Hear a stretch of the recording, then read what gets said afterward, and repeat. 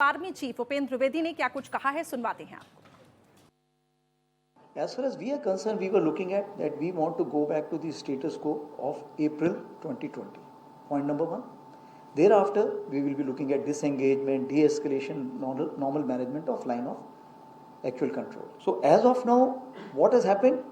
We are trying to restore the trust. How the trust will get restored? It will get restored once we are able to see each other. इस खबर पर अधिक updates के साथ हमारे सहयोगी रमेश जुड़ चुके हैं। रमेश, जिस तरीके से आर्मी चीफ का ये बयान सामने आया है, इससे समझा जा सकता है कि आगे जो स्थितियां हैं दोनों देशों के बीच में वो अब सुधरेंगी।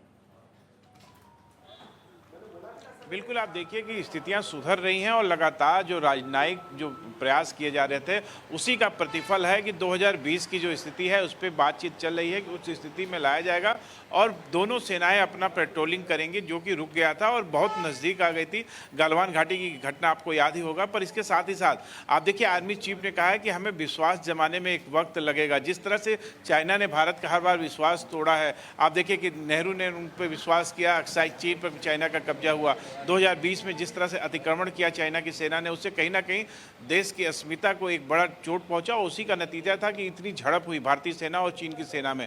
पर राजनयिक प्रयासों का प्रतिफल है और उसमें सबसे बड़ा व्यापारिक योगदान है, क्योंकि भारत ने चाइना से ये बात रख दी थी कि जब तक हमारा सीमा विवाद नहीं सुलझेगा तब तक हमारे व्यापार और आगे नहीं बढ़ पाएंगे। और उसी का नतीजा है कि उसी के दबाव में, क्योंकि कोई भी देश अर्थव्यवस्था के सुधार के बिना आगे नहीं बढ़ सकता और चीन में भी अर्थव्यवस्था की गति को और तेज करने की जरूरत है, उसी का प्रतिफल है और राजनयिक प्रयासों और सैन्य प्रयासों का कि आज चाइना इस बात पे तैयार हुआ है कि वो 2020 की स्थिति में रखेगा और एलएसी पे जो पेट्रोलिंग होती थी वो पेट्रोलिंग जारी होगी। ठीक है, यानी कि ये समझा, इसे एक सकारात्मक तौर पे देखा जा रहा है और उम्मीद की जा रही है कि आगे जाके और भी चीजें सुधरेंगी। आप बहुत बहुत शुक्रिया हमारे साथ जुड़ने के लिए।